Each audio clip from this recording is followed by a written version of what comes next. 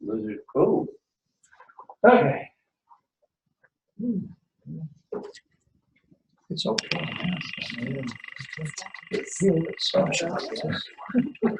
Okay, so how much is going on?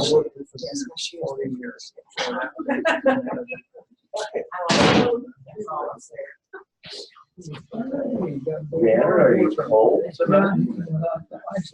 Bundled up? I'm freezing from you down. Oh, I'm not surprised.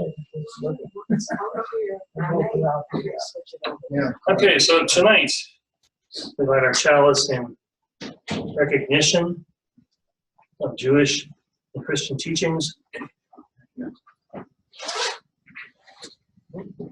which call us to respond to God's love by loving our neighbors as ourselves. Now, when I first had the idea of doing this class, I had a feeling this was going to be the hardest session. I imagine you all can imagine why. This is an area that is fraught with all kinds of traumas and anxieties and... There's somebody trying to get in there, Jeff. Oh, sorry. Sorry about it. I was not waving at you. Don't forget ghosts. Don't forget ghosts. And yeah, and ghosts, yes, significant ghosts.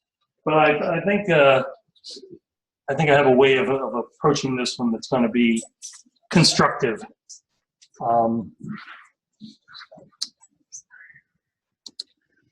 So as we've done in previous weeks, I want to review quickly. So we're on the fourth source now, Jewish and Christian teachings. Next week we'll be doing humanist teachings, and last week we'll do birth-centered traditions. And this last week is going to be fun because we've scheduled an Ostara celebration. Ostara is the pagan ritual that preceded Easter and is named after the goddess Eostra, which is where the Christians took the name Easter from.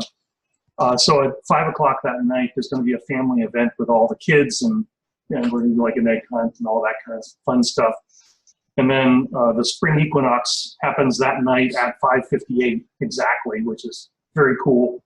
And it's a full warm moon and a super moon, and so it's all kind of fun stuff. So we're going to do that, and then there'll be a dinner. We'll just have some like pizza and stuff for the families. So if you want to come early, because it just happens to lead right into birth-centered traditions. And as always, each week, I want us to remember that there are many ways of being religious. And these are going to come up, particularly tonight, I think. As they've come up every week. There are at least these 4 ways of being religious that I've taken from the Hindu theology: the way of devotion, the way of right action, the way of reasoned inquiry, and the way of the mystical quest. And in Jewish and Christian teachings, you see all of these. You see Jewish mysticism, you certainly see Christian mysticism. Many Christians are, simply devoted Christians who worship, who pray, who do those actions to love God.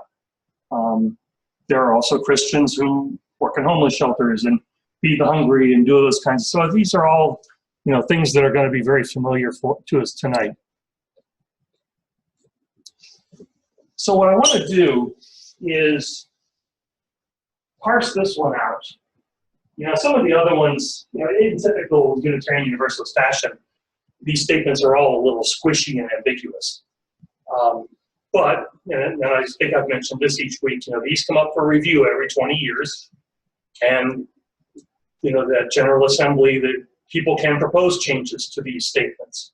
And this is one that may or may not be right in many people's mind before changing. So I want to parse out this whole source into 3 sections. And we'll start with the easiest one. So Jewish and Christian teaching. Now, what exactly do we mean by that? Because that sounds easy. Didn't for that to happen. Okay, so how many of you have absolutely no familiarity with the Bible whatsoever? Okay. Not. But we live in a easily majority Christian country, and even progressive Louisville in a predominantly Christian state and city. This is just a short list of stories that Christians believe in and think that are very important out of the Bible. I could have put another 2 slides of a list just like those. And correct me if I'm wrong, if there are any of these that you're not familiar with. These are all stories with which we are familiar. You may not know the exact details, but like Joseph's coat, that's, Joseph and his Technicolor dream coat, and, his brothers, he got a coat from his father, and the brothers hated him for it, and so they threw him into slavery and all that. Some of them are more familiar than others, but these are all ones that, by and large, you've gotten through osmosis, if nothing else. And by and large, we may or may not ascribe to a belief that any of these have ever happened. I mean, as Unitarian Universalists, there's very little historical support for any of these. In fact, one might venture to say there's really no historical evidence for any of these events actually happening. Some of them are historical, they're mythical stories like Samson and Delilah. Well, of course, there's not going to be a historical record of that necessarily, other than we know that king existed, and we know he beheaded some people, but we don't really know for sure who and where and why. But most of the rest of them, Noah's Ark, there's certainly no geological evidence of the flood. The Exodus is the one that always kind of surprises people, in that there is not a shred of historical evidence that the Jews were ever slaves in Egypt, let alone that the Exodus itself even happened. And then others like the Good Samaritan, it's a fable. It doesn't really matter whether it happened. It's a cautionary tale. So these are all stories that are important for Christians.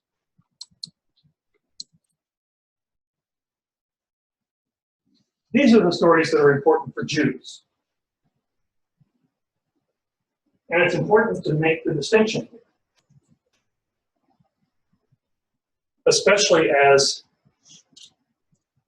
we consider whether we ourselves are Unitarian Universalist and Jewish and Christian. And I've known both. In Pittsburgh, there are many Jewish. They often call themselves Junitarians. They're Jewish in practices, but also Unitarian Universalist in theory. And of course, there are many Unitarian Universalist Christians. So that kind of puts on us this additional compounded challenge of what stories do we actually respect? What stories are we unencumbered to use for whatever purpose we would like to use them? So for the Jews, anything that happens in the quote-unquote New Testament may be a nice yarn, and do they believe Jesus existed? Maybe. It's not relevant. He was one of many rabbis. But do they believe that he walked on water, or that he was crucified and resurrected? No. No. So from the Jewish perspective, these are the important stories. And even in the Jewish perspective, many of these would drop off the list in terms of importance. This one being the most important. The Exodus is the most important of the Jewish stories. Not the creation, not Adam and Eve, not Jonah. I don't even know if rabbis even talk about Jonah per se, other than just, he's another guy that had doubts and came around, Because the Jewish Testament is filled with nothing more than God loves the Jews, God makes a promise to the Jews disappoint God, God reacts to their disappointment and reinstates them, and the cycle begins over and over and over again. So almost all of these stories have to do with the Jews somehow screwing up and God loving them and forgiving them,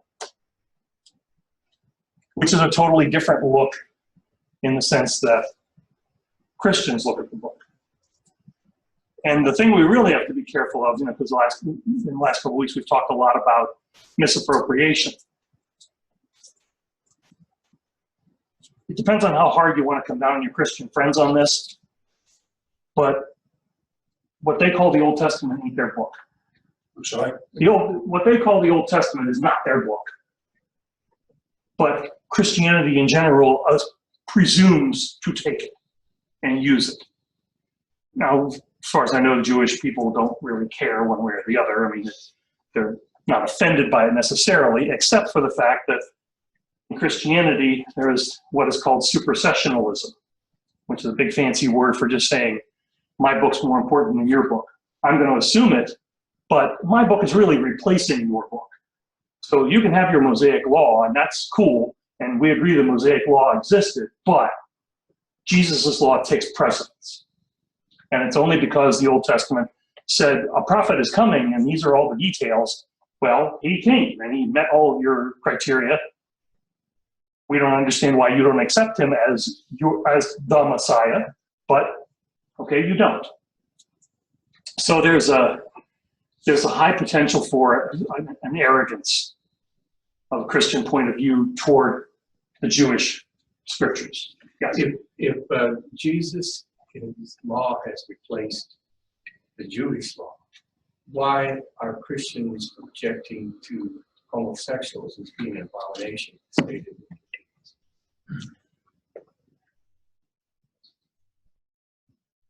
The easy answer is they accept the Mosaic law when it suits them. Yeah.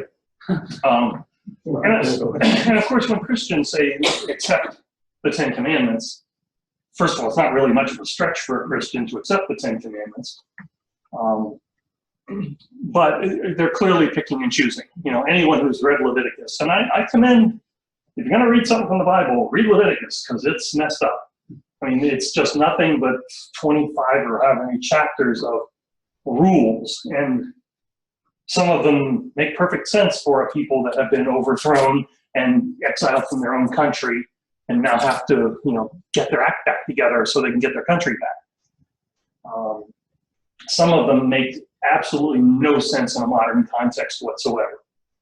But in an agrarian context, they do make sense. It's like, don't plant two different crops in the same field. Well, duh, that's just logical farming, But don't grow a beard, don't get a tattoo, don't sleep with other men, It's just pick and choose what you want. It's like, don't eat shellfish. Well, Christians eat shellfish all the time. They don't even think twice about it. Jews don't. So they choose to accept that law, but not the other. I think we have to be careful when we're talking about Jews or Christians, and people assume they're all right literalists and taking it. There are many that I know that see it as stories with important meanings, but not necessarily literally true. Yes, and tonight I'm going to be shorthanding this a lot. So please take everything I say tonight with that implicit assumption that I'm not talking for all Christians or all Jews. I'm not even remotely qualified to do that, and it would be incorrect. So this notion of supersessionalism is very important because you start off with Christianity having this presumption that it is the truth, and they accept the Jewish truth as part of truth, but not the truth. And so that's going to change, I think, how we should be looking at the Jewish and Christian scriptures and their influence on us. I'm not sure, I don't recall if this source originally, I think it originally said Judeo-Christian teachings. And that was changed at some point like 20, 30 years ago, correctly, because Judeo-Christian has really fallen out of common usage. rightfully so, to represent that these are two different religious traditions. So the question to consider when we talk about Jewish and Christian teachings is simply, when we talk about them as a source, do we do enough to separate them when we consider those stories? When we consider a quote-unquote Old Testament story, are we looking at it from the Jewish perspective, or are we looking at it from a Christian perspective? Understanding that, how many of you come from originally a Christian tradition? If you're typical UU, it's probably at least half of you, right? But it's not likely that many of you are Jewish, at least not in the Midwest. So it would be very understandable if, when we talked about an Old Testament story, you would approach it from the Christian perspective. So do we do enough to separate these two things? As a humanist, I don't care. Because if there's a story of interest that, it tells us something about the world, and we find that a useful tool to understand things, devoid of a supernatural aspect, might be a good teaching. But the fact that it came from a Jewish tradition or a Christian tradition, I really couldn't care less. It's a good idea. Take it. I think there's a tendency, TJ, to emphasize Jewish, because I think about some of the things we celebrate, like Seder, things like that. And the temple is right across the street. Yeah. And you'll notice that's something I haven't continued, because this is my personal thing. I think using the term Seder is presumptive. I don't like using that term. And it goes back to these stories again. I think, and the only example I would say, generally I agree with John. The only one I would say I think we need to be careful of is the Exodus story. To a Christian, the Exodus story is almost a throwaway. I mean, it's really just about God's role in freeing the people. But to the Jews, it's the story of Moses, and his whole life and everything he meant to the people. So the perspectives are going to be completely different. That's, my issue with Seder is, Seders are sacred, not necessarily sacred, but there's an import there that I wouldn't bring to it that a Jewish person would. I'm sorry, There's an import to the Yes. to the dinner and to what's being said. Usually Seders have a script, So for us to mimic that with our own scripts, we can say, "Oh, who cares? It doesn't matter," and maybe it doesn't. I figure we've got enough other words we can call it without using their word. what about Lent? Well, I mean, I guess I would feel just as uncomfortable using Lent, since Lent is really a totally Catholic thing. I think some Protestants take it on, but it certainly has its roots in Catholicism. And yeah, I would never use Lent. And if we did something like we talked about the other week about doing some kind of a fasting ritual, the last thing I would want to call it is Lent. That's what we're doing. If we as you used it. Our congregation is doing. Really? We Where? read the, what do we call it, Which day it was? the our monthly, The tapestry? Tapestry. travesty. It's all about, we're gonna have a Lenten Oh, really? Nice. Yeah. Oh, like thing. I wasn't aware of that one. That's Barbara. That's Barbara. Oh, that one slipped by me. Offended me. Yeah. Yeah, to get to what John's saying, what would probably be better is that the impact of Jewish and Christian schools of teaching Because then it's the human thing rather than it be something. And I think the importance there too is, and just as Buddhism is theoretically an atheist religion, and it's all about the bodhisattvas, it's all about the teachings, and the Buddha's not God, he's just the best teacher that's come along. And the Jewish tradition is very much about just constantly reviewing the scriptures and analyzing the text and making them current for the modern time and make them applicable.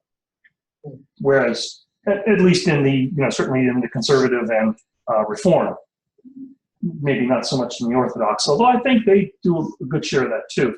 Whereas in Christian faiths, there tend to be those denominations where it's just like, the words are the words, period. There is no interpretation.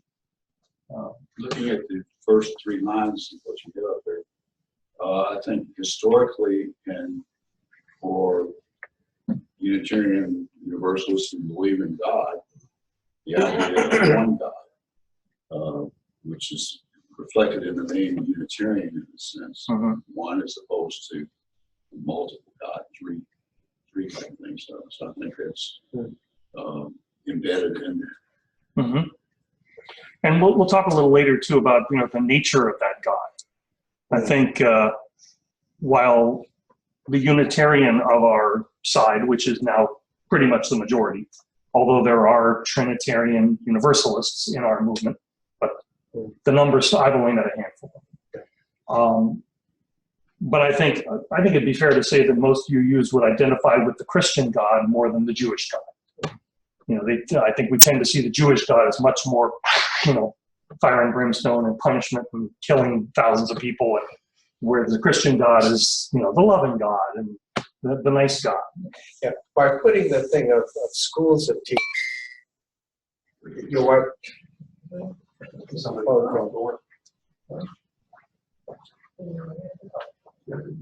hello? Hello? That's somebody trying to. Oh, and somebody who's Somebody's on the, Oh. yeah. I was gonna say, I didn't know there was no out there. That was so loud, I wasn't expecting. Who just signed in with us? Judah Hellman. Oh, hey, Judah. How you doing?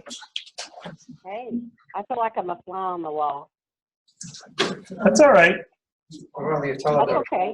put on the wall. So, Judah, we're just in the middle of discussing, we're taking the source for tonight, Jewish and Christian teachings, which call on us to respond to God's love by loving our neighbors as ourselves. And we're kind of parsing that phrase out. So right now we're just talking about what do we mean when we say Jewish and Christian teachings? Jeff? What I mean by putting the emphasis on schools, you could emphasize that there are differences within the Christian things, that there are different schools which are very contradictory to one another, and the same thing with Jewish. So there isn't just a school, a Jewish school, or there are schools. And and that kind of goes back again to the ways of being religious. The Yanana yogists, the Yanana rabbis would be the very scholarly, read the word of the Torah exactly and interpret and all that. Whereas the devotional folks, whether they're Christian or Jewish, are just about holding Shiva or doing the holidays or whatever, passing on the culture, which is another big point of, again, what are those differences between Judaism and Christianity? The cultural aspect of Judaism as a religion is, I think in my opinion, at least as an outside observer, far more important than the Christian identity as being a culture. I think a lot of Christians maybe presume that normal is them because they're the majority in this country, but again, I think that would be an incorrect assumption if they make that assumption. So anyone else have anything to say about that? Do we do enough? And I'll be the first one to say, when I'm trying to come up with a quote and it's late in the week and I got to get the order of service in, I'm not always going to be wildly careful that I pick a quote and do it in the right context. But do we as a denomination do as good a job as we can to tell these stories within the context that they are intended to be told, and by the people who believe in them, whose stories they are. For what purpose? Other than to be true historical situation. Why did congregants in the Unitarian tradition need to know all of that? Okay, good question. To Janet? be able to make a choice. I think maybe to better understand human thinking and behavior. I always like to see things put in historical perspective. Mhm.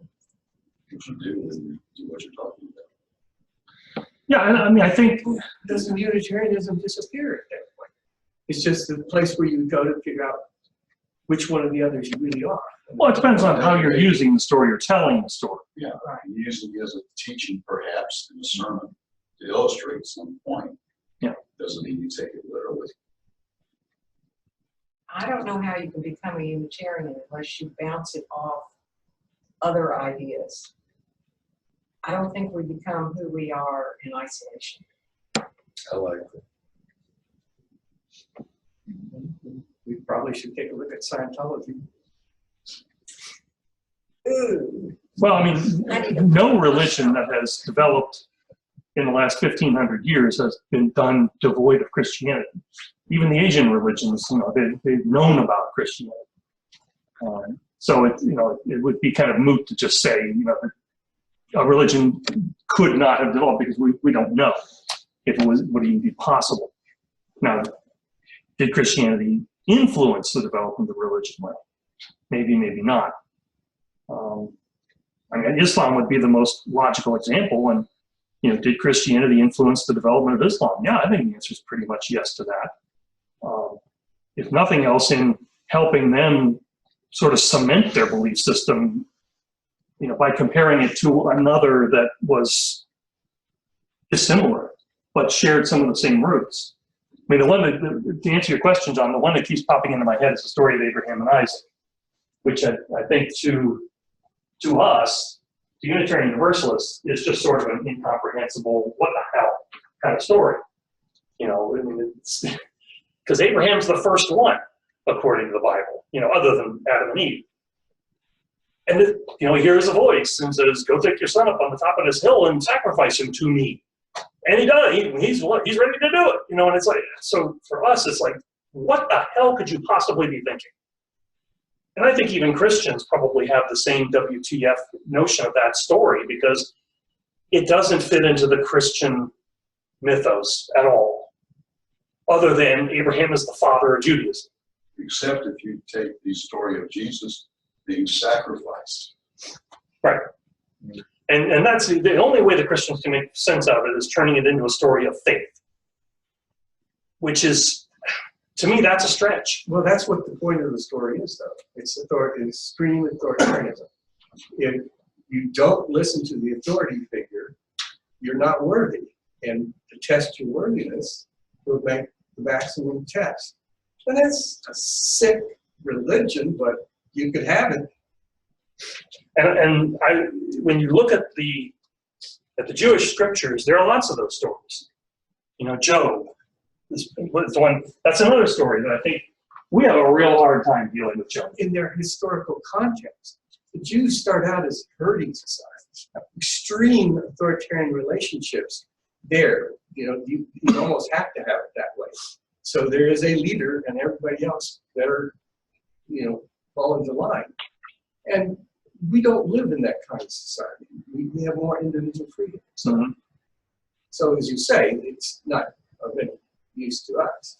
Well, but how do you imagine the Jewish interpretation of the Abraham and Isaac story makes it make sense for them? That isn't the way we might interpret it, or the way Christians would interpret it. How would that story make sense for a Jew? I think you have a lesson of obedience to God, and then you have recognition, an intervention, having shown your obedience. meanings. And so the lesson for people is to obey what they understand to be religion, what it teaches, and God will come through for it, in a sense. The Jews didn't stress hell that much, so we Sure. sort of didn't stress hell that much. So with the Christians, generally, at least more fundamentalist Christians do. And so we go, that story isn't so important anymore because you've got the boogeyman of Satan out there will get you if you transgress. Well, and then the Christians then had to invent purgatory Yeah. for Abraham and all those, poor unfortunate souls that didn't know Jesus. But we're going to come back to this point later. And I think this is an important point. On the point of our just, Unitarians being a place where you experience all the different religions so you can pick and choose, we leave out all the African religions and we leave out all the Central and South American, but even, all the American religions. And we do. We're more recently trying to talk about Native American, but that means those religions in the North continent. We do, and I think there's and as we talked about with misappropriation, I think there's a double standard there. I think we have a real easy time using Christian and Jewish stories because we're familiar with them. And we, again, we talked about that last week. If I can read your book, then I can understand your context. I don't need to know, I don't need to be one of you. Well, that's a very arrogant point of view. That's a very Western point of view. If I read the Tao Te Ching, I get what being a Taoist is like. No, you don't. You don't. You weren't born into that culture. You didn't experience that culture as a child and growing up. You have a decent understanding. You read the book, and so you kind of know it. But, and I would say the same is true with the African and with the Latin American cultures. We have, by and large, basically zero familiarity with animist traditions, with all the various syncretic religions of, mergers of various African with American, oh my God. We maybe have some passing familiarity with Haitian religions where they took the Catholic saints, but basically applied each one to a Haitian god. So when the priest was around, they worshipped Saint who and so, but when they were by themselves, it was the snake god Dambala or whatever, We might know about that, but yeah, do we know what indigenous peoples in Western Africa worship? No, not at all. I think the Christian teachings really are fairly central to what Unitarians will take up. They're not looking at Zoroaster. They're not looking at the Egyptian gods. Right. However, there's good arguments to be made that many of the Christian ideas follow. Oh, absolutely. From those traditions. So, hey, there's more tradition, folks. If you watch, how many of you seen Bill Maher's Religulous movie? Yeah, of course. That's going to be, I expect that, right? You remember the bit that he does where he compares Jesus to, was it Horus? I forget. One of the Egyptian gods of the 14th century. Now, he took some liberties there, but it was basically true. Every religion of that era has a flood narrative. Every religion of that era has a prophet that was cast upon the water. All those kinds of things. Someone who was killed and raised from the dead. That's very common. So yeah, these things, and I think those are relevant when we do talk about these religions in the context of these religions. Are you saying, Jeff, that to you Jewish religion is harsher and emphasizing obedience, whereas Christianity is gentler and emphasizing love? No. No. Okay. I'm saying that that's what may be the prevalent presumption of people. But we're going to skip the middle phrase, because I think that's the toughest one. By loving our neighbors as ourselves. Now, we throw this around a lot. I throw it around a lot. And we often say, well, this is something every religion teaches. And yeah, every religion does have something like this in somewhere in their scriptures. Specifically for Judaism, it comes from a verse in Leviticus, ironically. Of all books, it's in Leviticus. You shall not take vengeance or bear a grudge against your countrymen. Love your fellow as yourself. I am the Lord. And then Rabbi Hillel, who is one of the probably most important of the writers and interpreters of scripture in Judaism, also wrote, whatever is hateful and distasteful to you, do not do to your fellow man. This is the entire Torah. The rest is commentary. Go learn. The story behind this is that supposedly a young man came to Rabbi Hillel, said, teach me the Torah while I stand on one foot. And all the other rabbis had told him to go away, you foolish young whippersnapper. And Rabbi Hillel says, fine. Whatever is hateful and distasteful to you, do not do to your fellow man. This is the entire Torah. So, and that's a pretty strong authority in Judaism. There is one problem with that, I think. When in the historical context, when they thought about that, I think your fellow man was a fellow Jew. And that's Anybody else could lose their game. there is an issue. We're not going to deal with it tonight, but yes, I mean the commandment technically translates as "Thou shalt not murder." It's perfectly okay to kill an enemy of the people or a traitor of your own people. That was totally allowed. And when you dig down, most of the religions also say that. There's very few religions that say killing bad always. And then, of course, most of us know in the Christian Testament, which commandment is the first of all. Jesus was asked, the first is, hear, O Israel, the Lord our God, the Lord is one. You shall have the Lord your God. Love the Lord your God with all your heart, with all your soul, and with all your mind, and with all your strength. The second is, you shall love your neighbor as yourself. There is no other commandment greater than these. And those are Old Testament. This is New Testament. So that's Jesus. So Jesus right there is just saying, the Ten Commandments are nice. He's quoting the formulation of what, Amos at the end of the Old Testament? I mean, yeah, he's basically saying you can whittle the Ten Commandments down to these two, which is something, ironically, George Carlin also does. Because, as George Carlin says, most of those other commandments are all included in this. Thou shalt not kill. Well, if I love my neighbor, I'm not going to kill him. Thou shalt not steal. Well, if I love my neighbor, I'm not going to take his stuff. I'm not going to covet his wife. I'm not going to lie to her. So, you can pretty much eliminate most of the commandments. So both of these religions agree that there is a call to love our neighbors.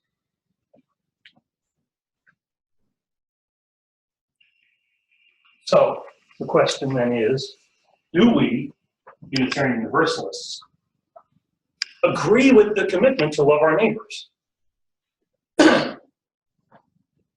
It's not in our Well, Yes, Judith.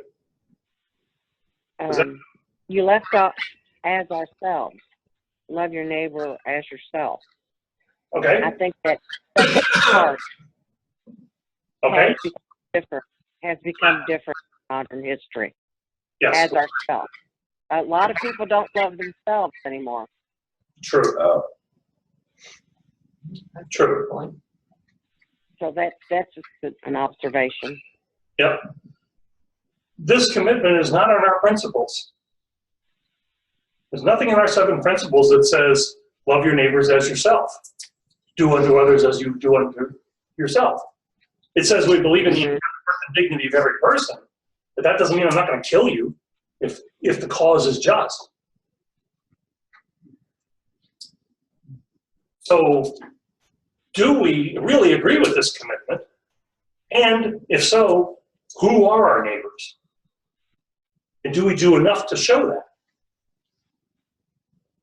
Well, what's the difference between love and respect? I mean, for me, love is, I don't know, it's, we need to define it. Because to me, if you respect the dignity of all people, it follows from that, you treat them a certain way.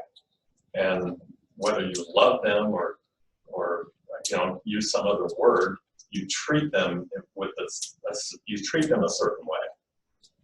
So I don't understand how our principles are so different from that right there.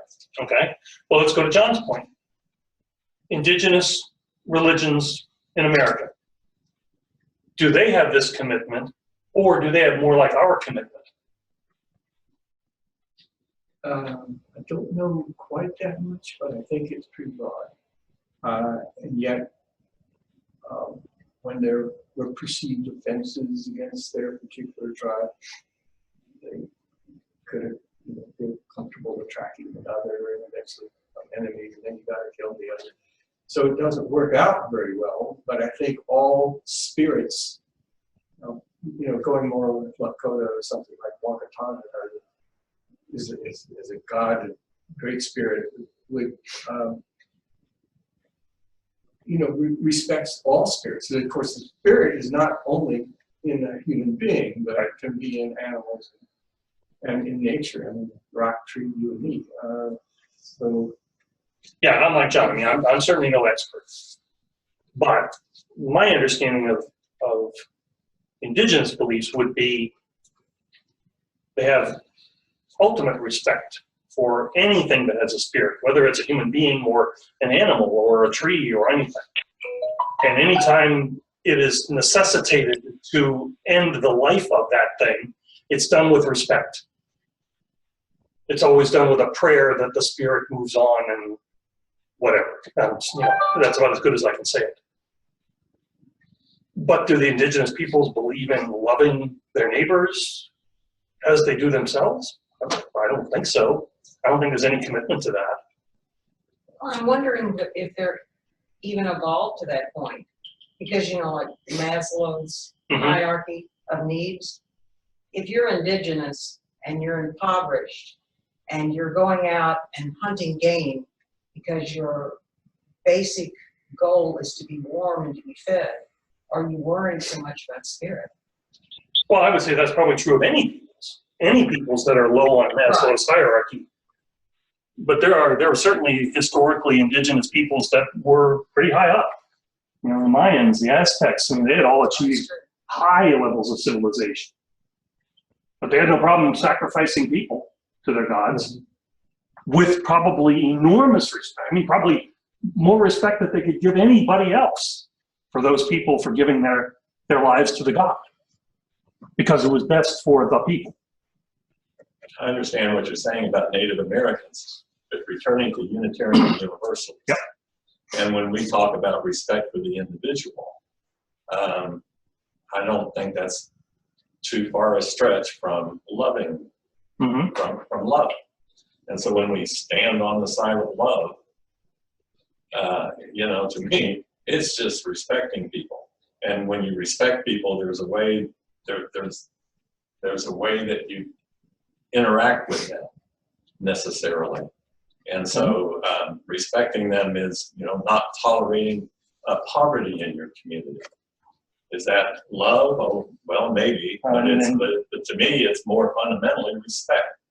What kind of community do you want to live in? And love, respect. I don't know. And the story from our original list that came to mind as you were talking was the story of Good Samaritan. I can kind of easily imagine that the judge and the scribe, or whatever, however you describe the first two that passed the guy by on the road, could have been you. It's a dangerous road. The Jericho Road was well known as a very dangerous road.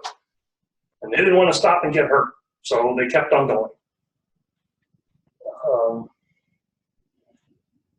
And maybe they did it totally respecting that person's worth and dignity, but they didn't want to get involved. But they didn't love them. If they loved them, they would do whatever it took, no matter what the danger was. So that's the distinction I would draw. If you love someone, then opining about the state of society isn't enough. You go out there and you feed hungry people. You find hungry people and you feed them. Now, maybe I'm being idealistic. There's only a few 100,000 of us we can't feed everybody. But it makes me ask myself, do we really believe in loving our neighbors as we love ourselves? Because we're a very affluent denomination, generally speaking. Now, where's the economic justice? And what should we be doing about that to level the playing field? And that's all, I mean, I don't expect you to respond. That's something heavy I just laid on everybody. And I'm not telling you you're bad people if you don't give half your wealth to, you know, Well, but Christianity can be a source of insights and examples that Unitarians say that is worthwhile and will lift it up and worship it. But it doesn't mean that everything they did was, or that everything the Jews did was. Oh, exactly. Absolutely. So, you know, the Crusades, the Inquisition. Sure. Well, yeah. How do you, yeah. And the word love is very different from every human dignity and respect. Yep. There's every 100 years or so, somebody comes along and does a treatise on the word love and what it means. My favorite one is C.S. Lewis. It was done in the 40s, I think. And he talks about, I'm not going to remember all of them. Philia is love of friends. It's where Philadelphia comes from, Philia. It's why they call it the city of brotherly love. There's erotic love, obviously, which I think everyone would say that's not what we're talking about here. Unless you're a hedonist, then yeah, you want to love everybody. There's love of agape. Now that's the name was escaping me. Agape is the love that Christians traditionally would say is the love Jesus was talking about.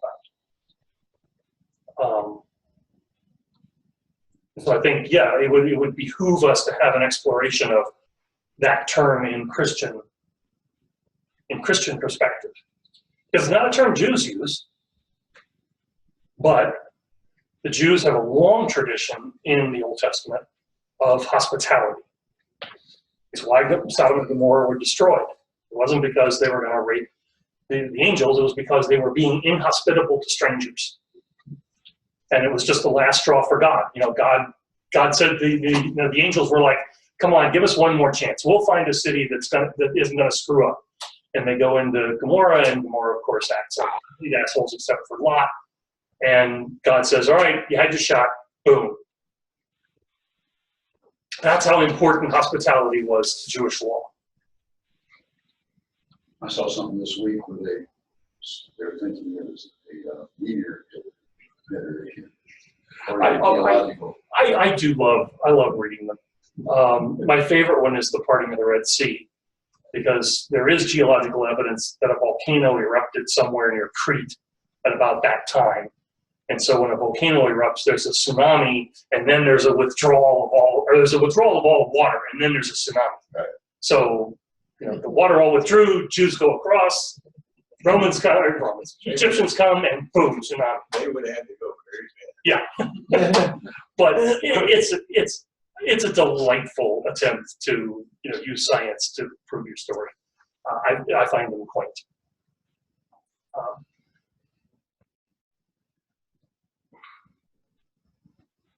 But it concerns me to a degree that we don't articulate this particular universal affirmation in our own doctrines. Well, and I've had Christian ministers explain to me that the 10 Commandments were meant as a rule of behavior within the Jewish community, yeah. Hebrew community. And we're not intended to apply universally to everybody outside. That's exactly right. And they, what was the last thing you said?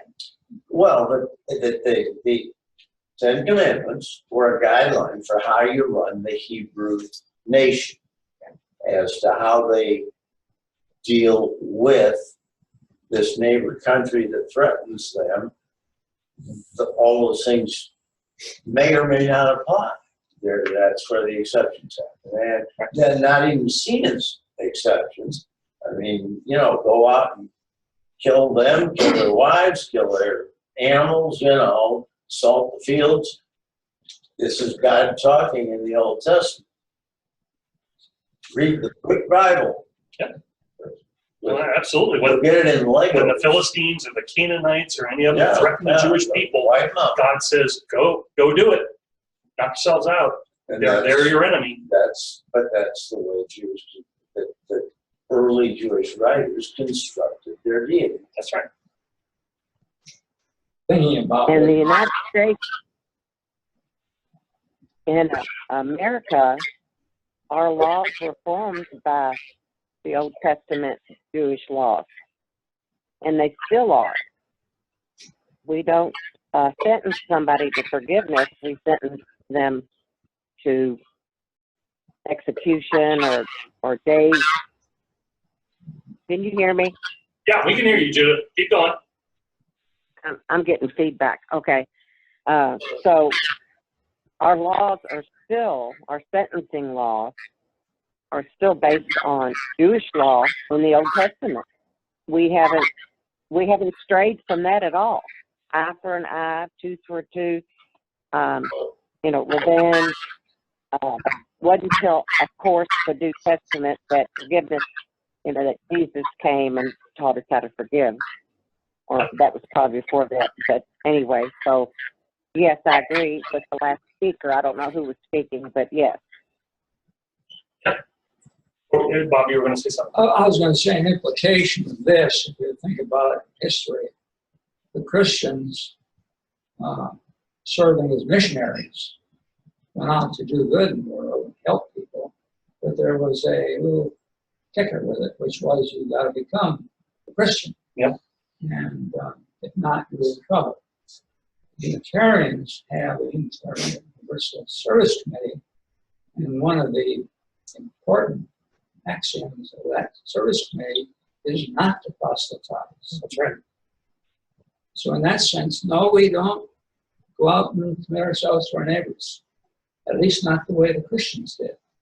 And that comes back to your point, and it totally supports what you were saying is we don't go out there and say, God loves you, and because God loves you, I'm going to free you from this mortal coil of sin and paganism. Boom, because that's what Torquemada would have said. That's what the Crusaders said.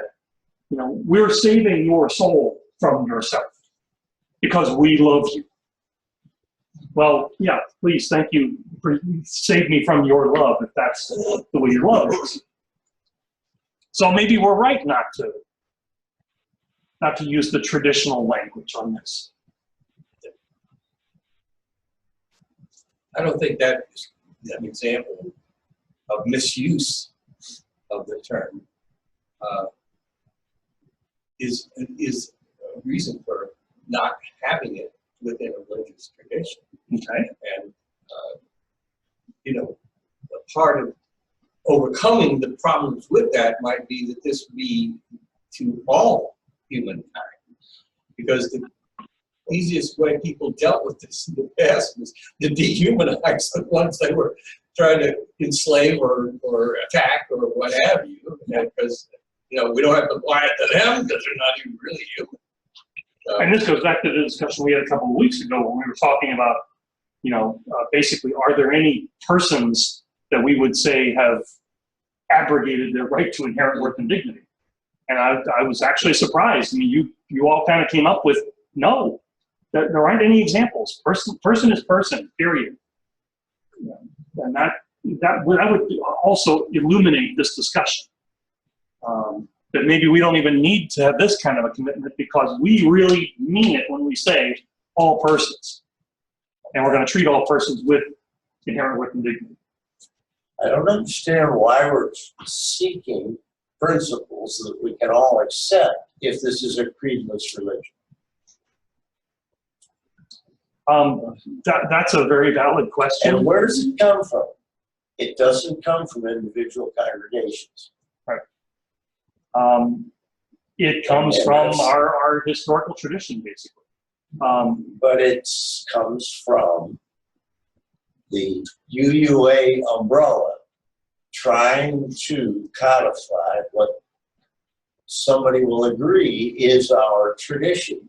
And I don't know why we do that when we want the person to exercise his own journey of belief and what he and why do we have our well, if we ever had a coming of age program, which we don't anymore, but each young person writes his own creed. Yeah, but Jim, are you sure you want to invite Satanists who worship naked women? If they would like, to They're come out in- there. I know, Ben. If they would like to come in and talk to us, Oh, that's fine. okay, and we But- talk to them about what we But believe. you gotta They hold stop, beliefs. you gotta stop what you're doing. Well, Especially if, pedophiles and so on. I mean, there's gotta be some limits. well, let me address Jim's point, because I've talked about this with some other folks. So I want to be real careful with this. The UUA didn't write the principles and the source statements. The General Assembly of the Unitarian Universalist Association, which consists of delegates from congregations, wrote those statements. Now, did UUA craft the process or whatever? Is I don't know. there a necessity for that? Well, those people in 1961 felt there was Okay, and what happened in 1961? the merger. Right. When the American And at Unitarian that point, Association and the Unitarian I agree Universalist with Church of you, America. and we ought to unmerge. Well, I gotta move it back. If you'll excuse me. We Drop- reference, we drop use- mic and leave.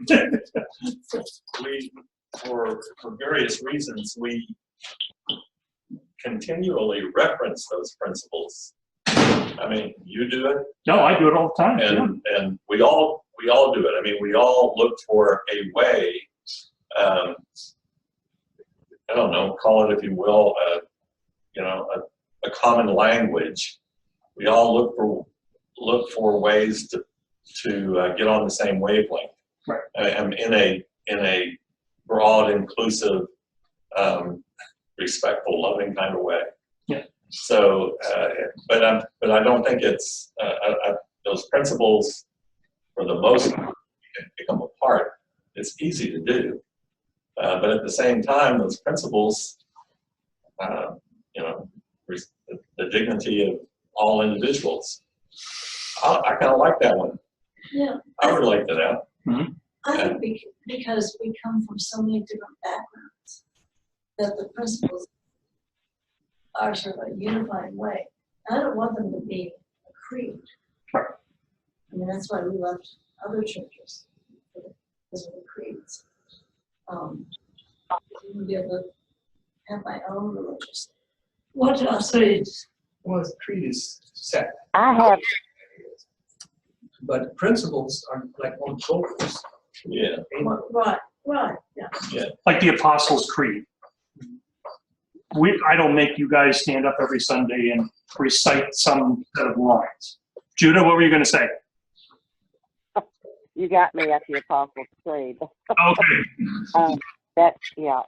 Oh gosh, what was I going to say? I forgot. Let's see.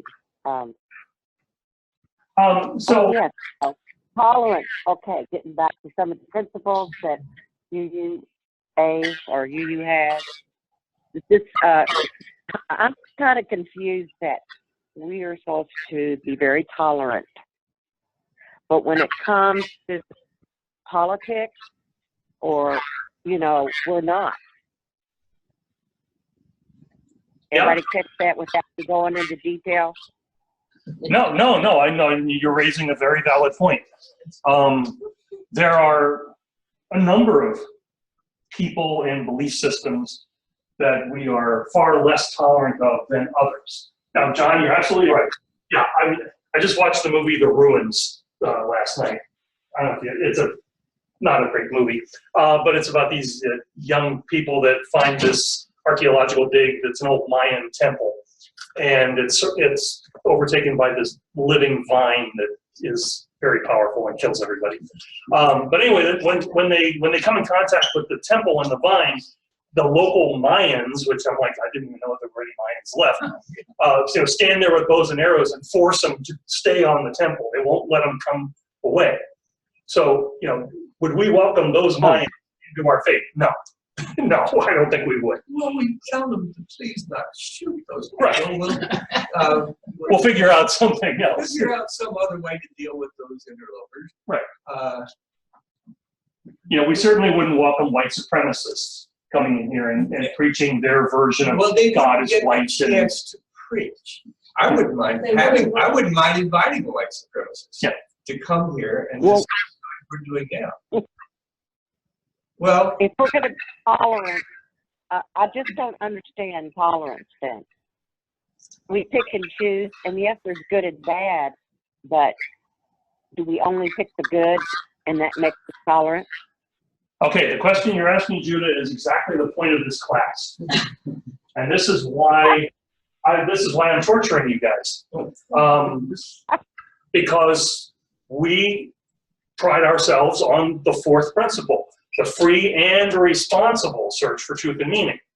So, in my opinion, if we don't, every one of us, parse out exactly what those damn principles mean to us, then they're just a creed.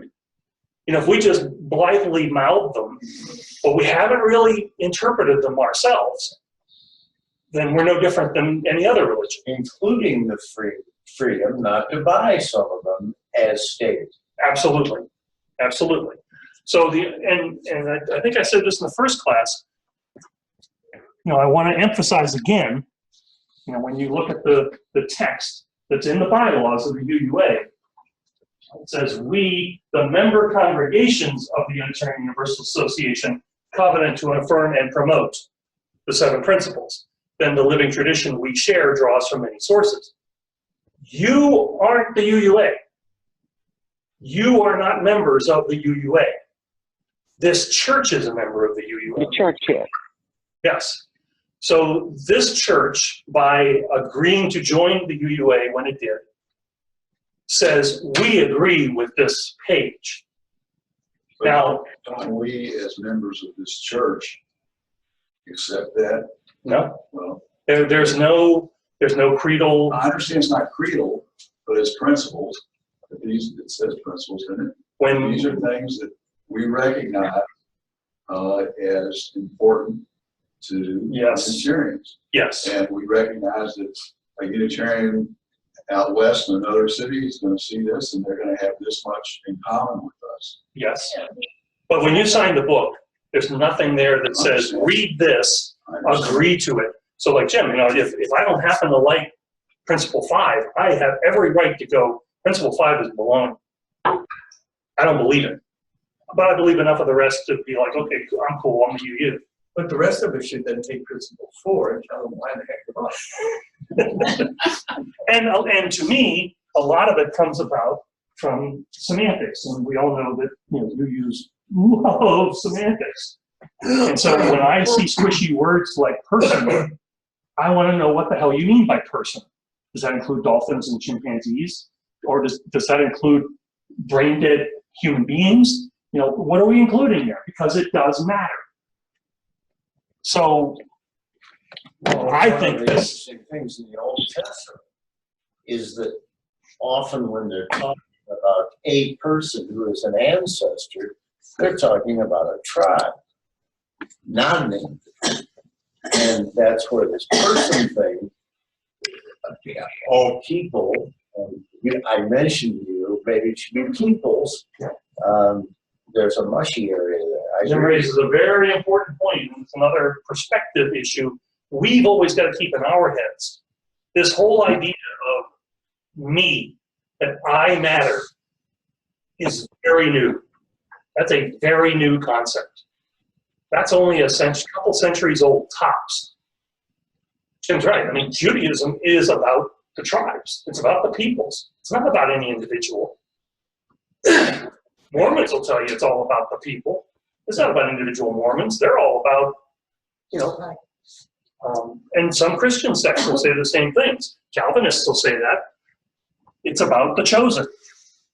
And sorry, you're not chosen. I love you, and I'll help you if I can, but you ain't chosen. Sorry. Not my fault. But to go back to the point of the principles, and you say sign the book, I think presumably most people who sign the book don't come to church the first Sunday and sign the book without looking at it. So they are aware of those principles, and they say, subscribe to those principles to some degree. Whether you can disagree with some of them or not, it's okay, but it's still, you're accepting it as part of being a member in the congregation. I wish I had believed that. What? But I don't think it's true. Well, and Janet would probably know better than anyone else here. What proportion of people join a Unitarian Universalist congregation without really understanding the 7 principles? How about They're even aware of them. sure? They It's see probably higher than we think. They like what they're doing. They like the freedom to talk things over, and they say, "This is for me." They like the worship services. They like that they're not being damned. You know, they like that they're not being judged. I think that when you go through the new members class, you learn about a lot of that, how it. And when you go to the new members class, After you've already joined. after you sign the book, No, but you, I think we went before. no, Okay. it doesn't matter, but I think you don't sign the book first. I agree. I did it on the third time. You She don't walk through read the the doors 7 for a lot of principles of psychological reasons rather than intellectual. Yes. So again, You walk through the doors because of a lot of psychological reasons rather than intellectual. Okay, so let's go. We got 20 plus minutes. Let's go to the tough part of this thing, which call us to respond to God's love. Was that what that's right, that's what the principles. That's what it says. And that's what those. The Jewish and Christian those teachings which blasted, call. universalists brought all that stuff. Oh, we didn't need to go to that. I don't have a slide for this. This one is just kind of throw it out there. You know, and the God is capitalized. I noticed. This one, I just kind of throw this one on the mercy of the court, because I think any group of 12 or 15 Unitarian Universalists is going to react to that phrase completely differently. As they said a couple of weeks ago. I mean, can you see us, Judith? Can I see it? No, I have audio. Yeah, yeah, there's no slide for this one. So when we say, I think we can all pretty much agree that Jewish and Christian teachings are indeed a source from which we derive our faith, and that's especially Christian teachings, that's unarguable. The fact that those teachings have prompted us to love our neighbors as we love ourselves. But We not might quibble all with, but Christian teaching. Right. I don't hear people no. here talking about loving the Trinity. I don't hear people That's right. saying, I had a chat with the Holy Spirit the other day. but all our source says is the Jewish and Christian teachings We draw from. that we draw from call us to love our neighbors as we love ourselves. So not no 10 Commandments, nothing else. But there's that God's interim word. phrase of we're called to respond to God's love. Yeah, I think most people do.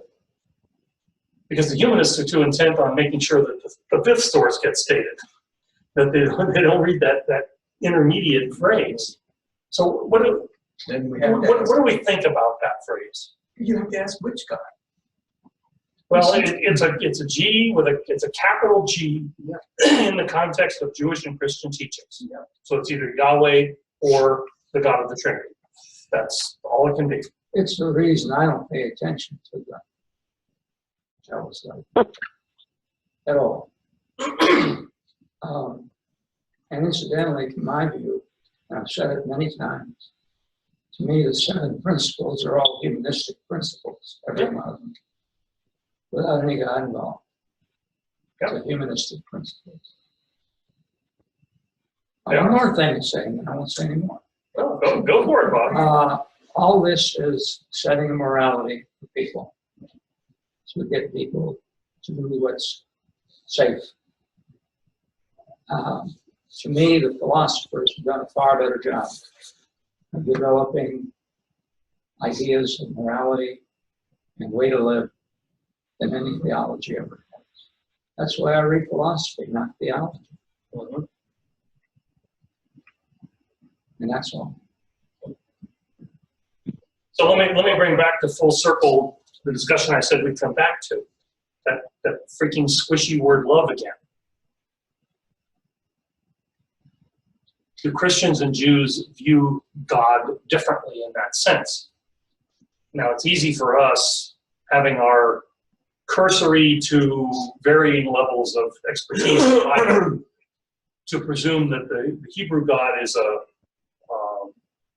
angry God. You know, it's a God of action, and a God of the flood, and the God of all these horrible things to punish the people. But that's not how Jewish people see God at all. They see the actions that he did historically were done because he truly loves the people, and the people love him. And Christians will say the same thing. Their God is a God of love, even though that God told them to do the Crusades and the Inquisition and all the other things they've done. So I think Jews and Christians would probably pretty much agree on the notion that God loves them, that there is love coming from God.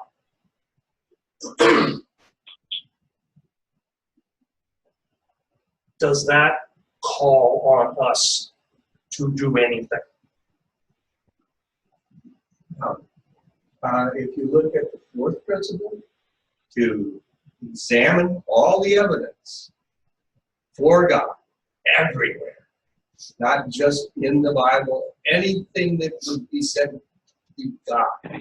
We just had these tornadoes down there. Everybody who survived said, thank God, God protected me. And the dead ones didn't get a shot at that. You know, what was God for them?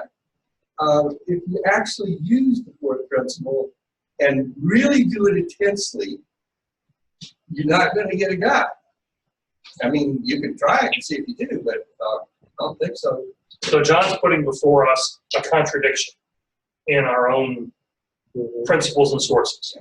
How can we say we believe in the free and responsible for search for truth and meaning when there is no evidence for the existence of a God with a capital G, and yet in the next paragraph we talk about God's love as if God is a whatever, gray-haired white guy in the sky, the sun, the whatever. That doesn't mean you can't have faith. True. As opposed to having evidence, as you say. Okay. You know, you can. Yeah, certainly you can have faith, but it's vacuous. It's vacuous. It means nothing. Well, no, it does not. To people who have faith, it's not. But if you have your faith in the Christian God, and somebody else has a faith in another God, and you ask, well, why are you not Christian? Well, because I don't have any evidence for it. And then they ask you, why are you Christian? But you think, I just have faith. But the other person said, I am this or that because I have faith. Everybody has faith. It's a vacuous idea. To have a faith means a set of beliefs. That's meaningful. To use it as a verb, I have this information that tells me that this is true, called faith, but that information is just not there. It's just the word. Then that word means nothing. But it's very meaningful. I agree to all the different religious people who use it. It's their cop out. Depends on what your information. But you accept it, that's one thing. Yeah. Others might accept certain things as information. Oh, that's fine. That should be dealt with. Or That's Kierkegaard. fine. Kierkegaard, very respected philosopher. who believed in the leap of faith for that extra 1%. Pascal, he made his wager, but that doesn't mean that we're right.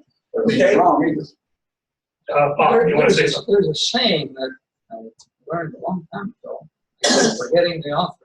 It was in New York, so maybe that makes it no good.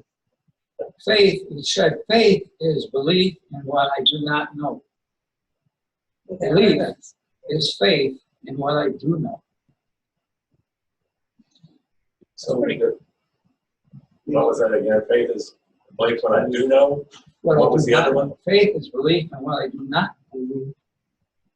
Belief is faith in what I do know. What was the formulation of that I last know. phrase that we went to? What was that again?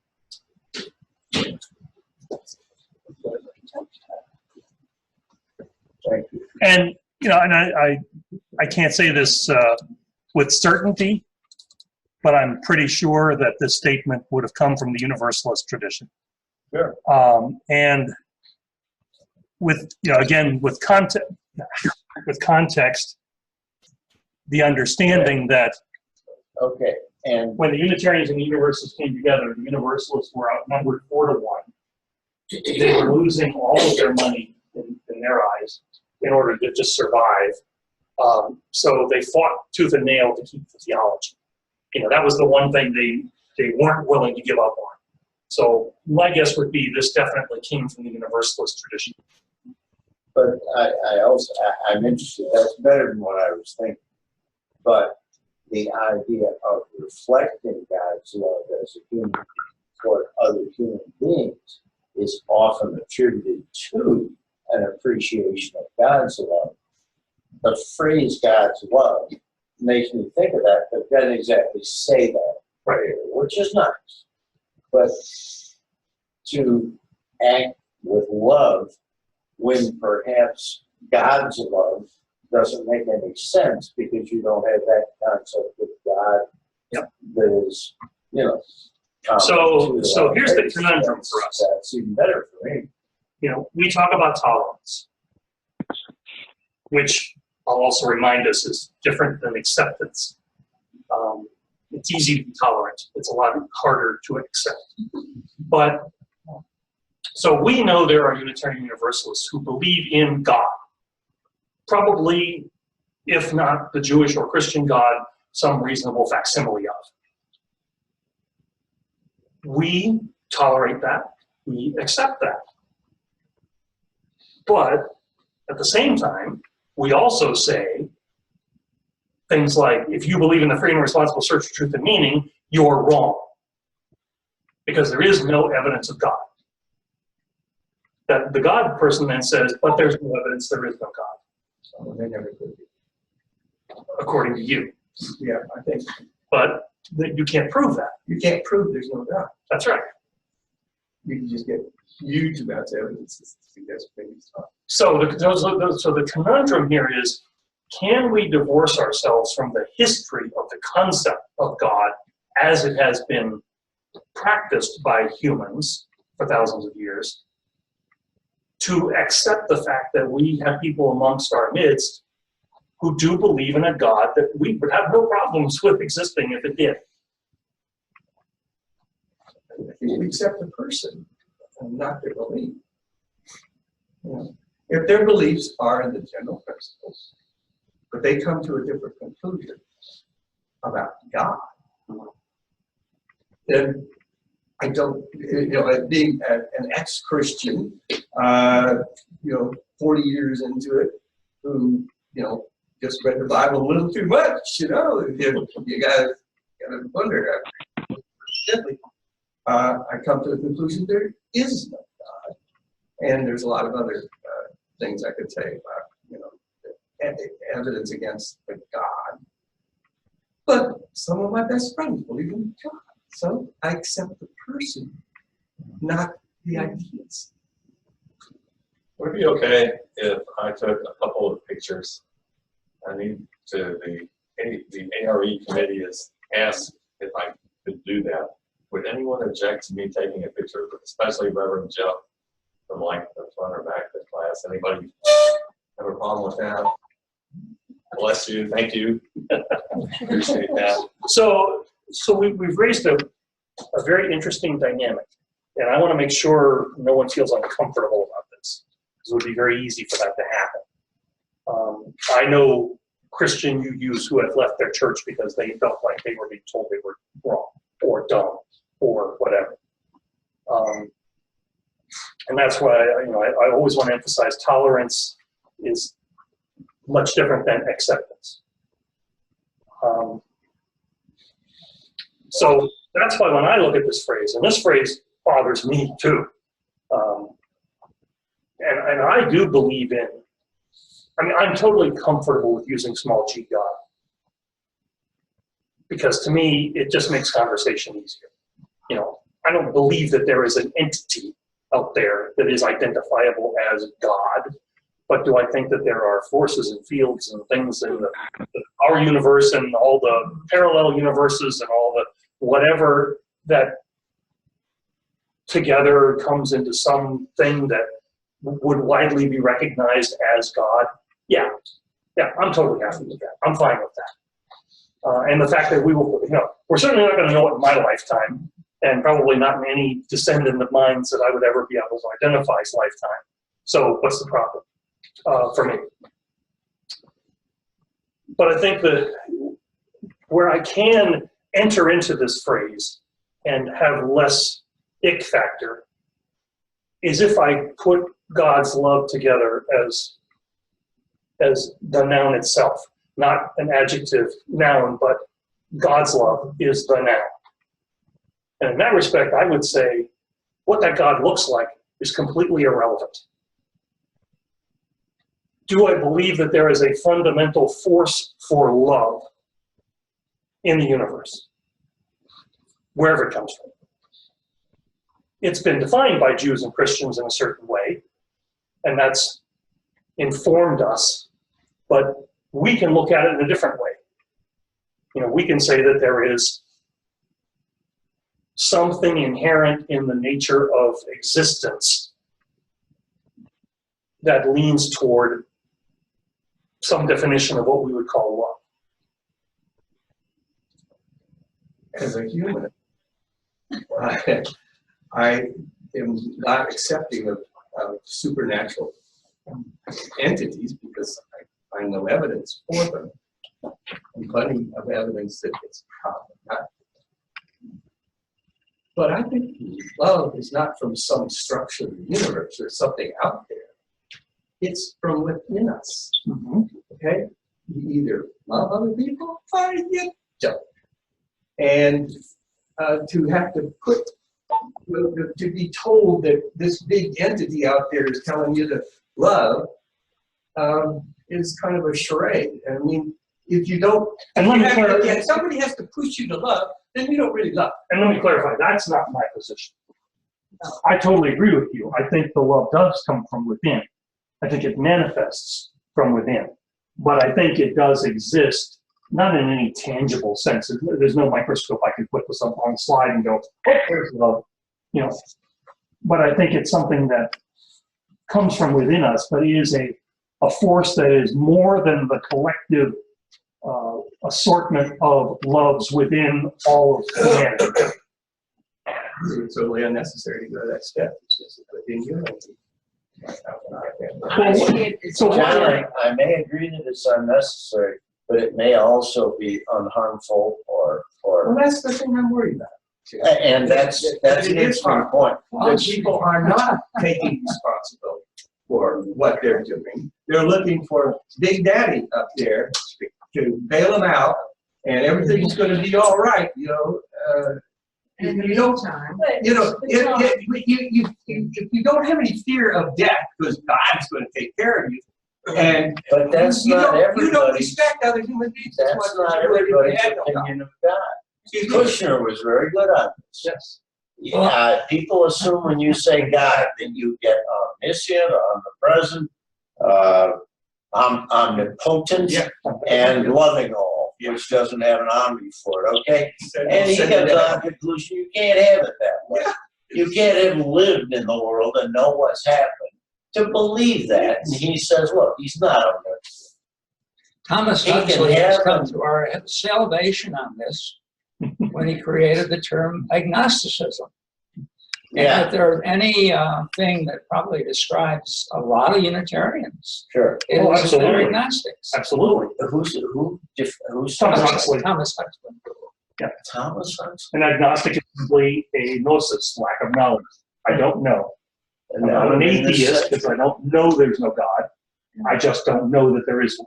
Ha, you know, Yeah, I mean, if you're really, really hung up on this and having to have to believe in a God, you're not going to be a Unitarian. You're not going to be in this church, probably. Unless, oh, I know. I don't know. No, I disagree. Yeah. I think, I don't know. I think most people are very, whatever, I mean, yeah, I've been down this road and I believe in a higher power. But I don't have to know.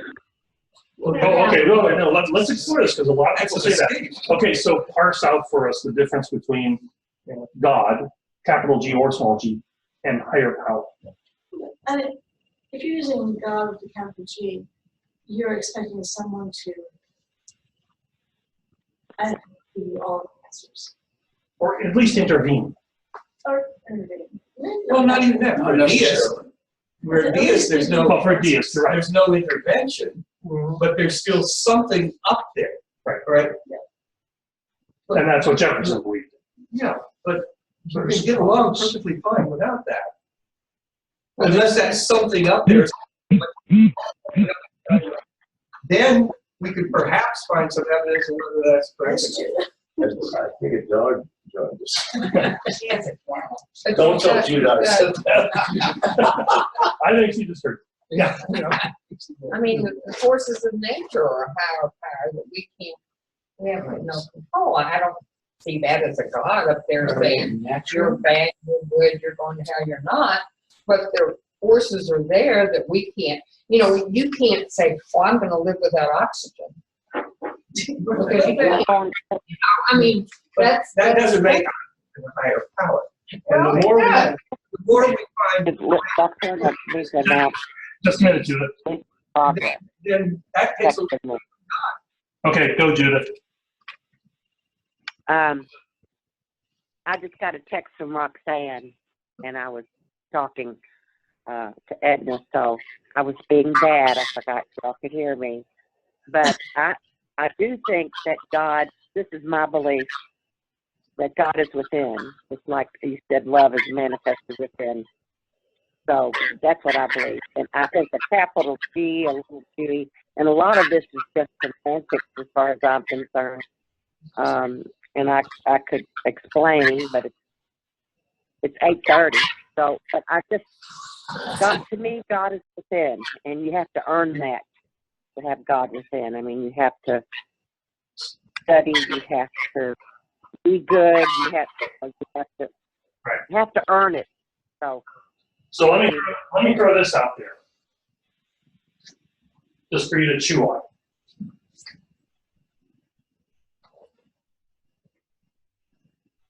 Why do we have so few Unitarian Universalists who are poor, destitute, hopeless? why do we have? Why do we have so few? Oh, so few. I was going to say, yeah, I didn't think we had any. I think it's the Maslow thing again. I I mean, can answer that. I don't think you're going to worry about an energetic force out there in the universe if you don't have a job. oh no, precisely the opposite. If you don't have the job, then you need Big Daddy to help you. Well, but I wouldn't say this condescendingly. It's that.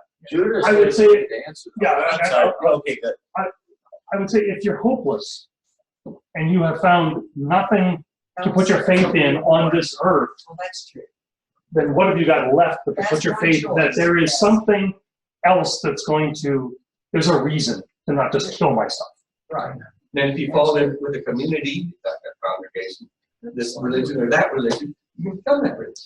Indeed, many of the white supremacists didn't start out as white supremacists. They were just looking for a family, a community, falling with the wrong group, and then they're ready to kill you if you're the wrong race. Judah, go ahead. Well, most Unitarians are educated well, very intelligent, and usually that flows into no poverty. Let's put it that way. Right.